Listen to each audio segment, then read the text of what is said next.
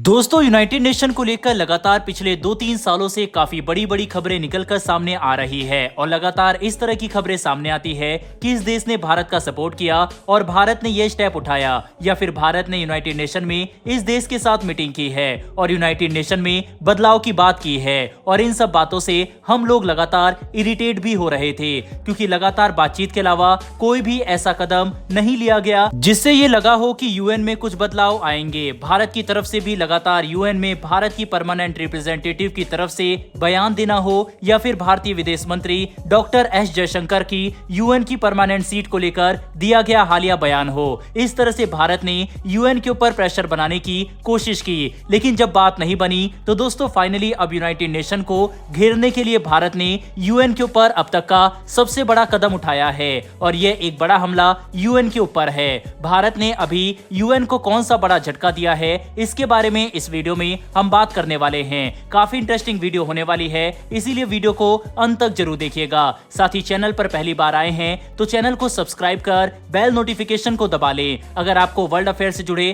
Topic में interest है, जिससे हमारी डेली वीडियो आप तक पहुंच सके। तो चलिए शुरू करते हैं इस वीडियो को। दरअसल दोस्तों पिछले कुछ दिनों में यूएन को लेकर एक बार फिर से मामला गर्मा गया, जिसकी शुरुआत टेस्ला के मालिक इलॉन मस्क द्वारा दिए गए हालिया बयान से हुआ। उसके बाद भारतीय विदेश मंत्री डॉक्टर एस जयशंकर ने ऑस्ट्रेलिया में यह खुलकर कहा कि भारत के लिए आसान नहीं होगा यूएन में परमानेंट सीट पाना, लेकिन मैं 100% श्योर हूं कि भारत को परमानेंट सीट जरूर मिलेगी। यह एक काफी बड़ा स्टेटमेंट था। इसके अलावा कल ही हमने आपको खबर बताई थी कि भारत की परमानेंट रिप्रेजेंटेटिव ने खुलकर यूएन में पावर शेयरिंग को लेकर यूनाइटेड नेशन को एक्सपोज किया और बताया कि किस तरह से 5 देश के हाथ में 188 देशों का भविष्य पूरी दुनिया के लिए घातक साबित हो सकता है।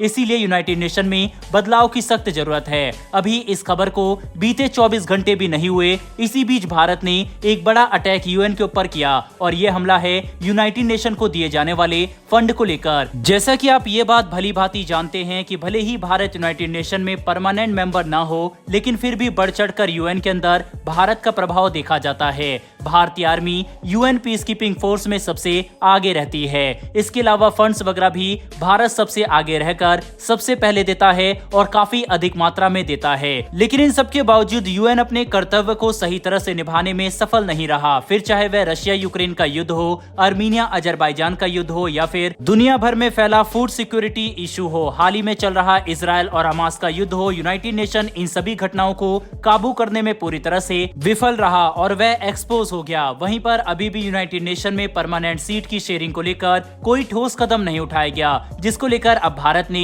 ये बड़ा कदम उठाया है। दरअसल अभी तक भारत यूनाइटेड नेशन में रिफॉर्म लाने के लिए अलग अलग डिप्लोमेटिक चैनल का इस्तेमाल कर रहा था, लेकिन इस बार यूनाइटेड नेशन को दिए जाने वाले फंड में भारत ने 54% की कटौती की है, यानी कि आधे से ज्यादा पैसा भारत ने काट दिया है और यह एक काफी बड़ा झटका यूएन के लिए है और ये भारत की तरफ से दिया गया एक संकेत है यूएन को। बकायदा आप स्क्रीन पर आर्टिकल देख सकते हैं जिसमें साफ साफ लिखा गया है कि MEA यानी मिनिस्ट्री ऑफ एक्सटर्नल अफेयर ने 35% कटौती की है जो इंटरनेशनल बॉडीज को भारत फंड देता है उसमें, और सबसे ज्यादा कटौती की है यूनाइटेड नेशन को देने वाले फंड में जो कि 54% है। वहीं पर दोस्तों भारत ने ये कदम उठाया ही है कि इसके बाद अब एक्सपर्ट द्वारा ये आवाज उठनी शुरू हो गई है कि भारत जो पीस कीपिंग मिशन को यूनाइटेड नेशन के तहत चलाता है, भारत को वह भी बंद कर देना चाहिए। और अगर फंड के साथ साथ भारत ने ये कदम भी उठा लिया तो यह एक बहुत बड़ा झटका यूनाइटेड नेशन के लिए होने वाला है। हम पहले भी अपने वीडियो के माध्यम से आपको बता चुके हैं कि भारत बार बार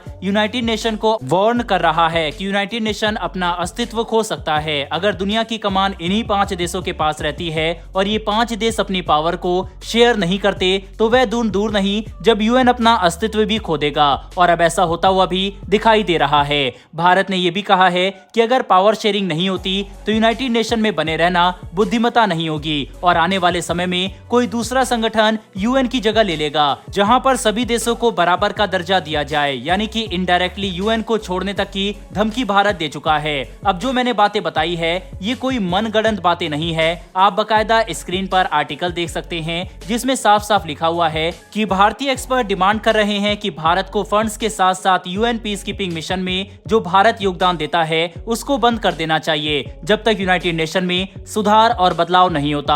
आंकड़ों की बात करें तो भारत यूनाइटेड नेशन को तकरीबन 382 करोड़ रुपए सालाना मदद करता था, लेकिन अब इसे घटाकर 175 करोड़ कर दिया गया है। वहीं जुहू के मालिक, जो भारत में सॉफ्टवेयर कंपनी की जाइंट कंपनी मानी जाती है, उसके सीईओ ने बकायदा भारत के इस कदम की तारीफ की है और उन्होंने ही सजेस्ट किया है कि भारत को पीस कीपिंग मिशन में भी अपने सैनिकों को भेजना बंद कर देना चाहिए, क्योंकि अगर दुनिया की सबसे ज्यादा आबादी वाले देश और दुनिया की 5वीं सबसे बड़ी अर्थव्यवस्था वाले देशों को ही यह संगठन रिकॉग्नाइज नहीं करेंगे, तो इसमें भारत को अपना टाइम और मनी इन्वेस्ट करने की जरूरत नहीं है। अब इनकी बातों को इसलिए दुनिया भर में गौर से सुना जाएगा क्योंकि इन्हें भारत में पद्मश्री अवार्ड दिया जा चुका है। वहीं पर इनको NSAB में भी, यानी नेशनल सिक्योरिटी एडवाइजरी बोर्ड में भी अपॉइंट किया गया था। NSAB एक तरह से NSA के अंदर ही आती है, यानी कि ये भारत के NSA अजीत डोभाल को ही रिपोर्ट करते हैं, इसीलिए इनकी बातों का महत्व काफी ज्यादा बढ़ जाता है। वैसे दोस्तों, आप इनकी बातों से एग्री करते हैं या फिर नहीं, इस पर अपनी राय कमेंट बॉक्स में लिखकर जरूर बताइएगा। साथ ही अगर आपको ये इन्फॉर्मेशन और वीडियो पसंद आई हो तो मेरी एक छोटी सी रिक्वेस्ट है कि नीचे दिए गए सब्सक्राइब बटन को प्रेस कर बेल आइकन को दबा लें, जिससे हम मोटिवेटेड रहें और डेली आपके लिए इस तरह की वीडियो लेकर आते रहें। फिर मिलेंगे ऐसी एक नई वीडियो के साथ। धन्यवाद। जय हिंद।